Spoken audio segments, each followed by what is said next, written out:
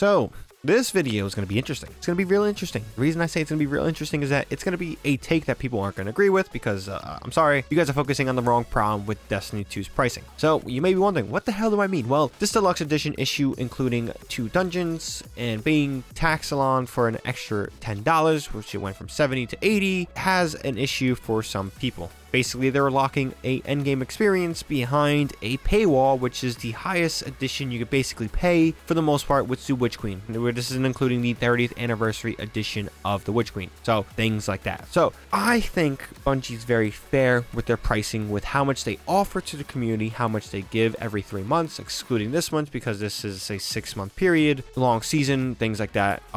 They're very good. They're very price friendly. They give us a lot for $10, especially recently.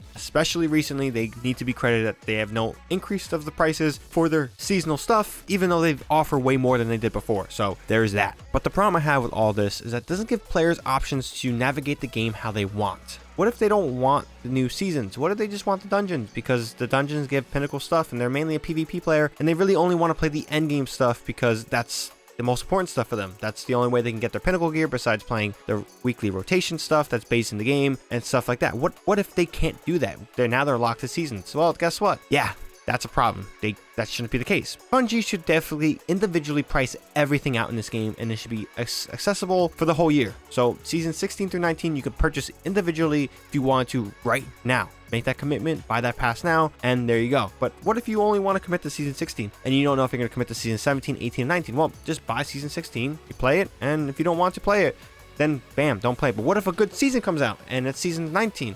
But then you're like, damn, this is really good. But oh, maybe I was reading some of this stuff was pretty good and I want these guns, I want these activities, I want the story, I want this exotic stuff, I want these other things, and I want the pass, I want the materials, I want all these different things. Guess what? You can't buy them. You miss out. Unless you buy the deluxe edition right then and there, you miss out. And that's not good at all. You don't want to lock anything behind the highest paywall because it really neglects people from coming back. And that's the main problem with this whole pricing issue. It isn't the pricing itself, it's the fact that you're locking so many different things behind one individual paywall. That's the only way to get everything, and it makes it intimidating. It makes it really intimidating for players to get only intrigued by it and make the commitment to it, but also it hurts the fact that the game isn't accessible as much as they want it to be. This is one thing definitely holding Destiny back. And again, the pricing of the game is fair, but the options to get things isn't. What if someone just wants the seasons? They want every season and they're not going to play the dungeons. It sounds crazy, but that's definitely a thing. That's gonna happen. Why wouldn't that not happen? People do that all the time. You think I play the raids? No, I don't really play the raids as much as I want to or as much as I should. So what if I just don't care about the raids? Maybe I could have just not bought the deluxe edition. Maybe I could have just bought certain things and went about my day there, but Bungie doesn't give that option. That's the main issue. Options are not there. There's no listing of how much they price seasonal passes, how much they price dungeons, how much they price raids, how much they price, let's say, subclasses. What if you could have bought a subclass without playing Beyond Light? What if the subclass for Destiny's Stasis was, let's say, $8?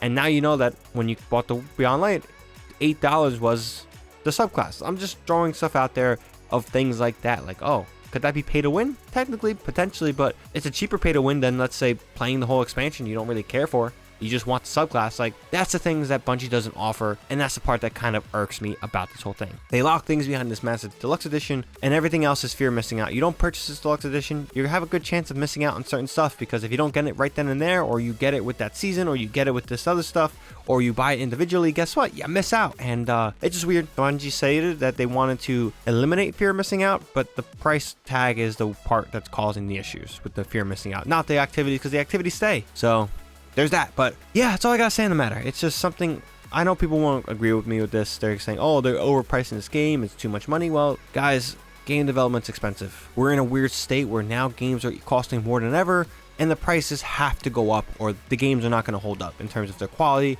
and things like that. Now, should games finish complete? Yeah, they should definitely be expanding the production time on certain games, but that's a whole different issue.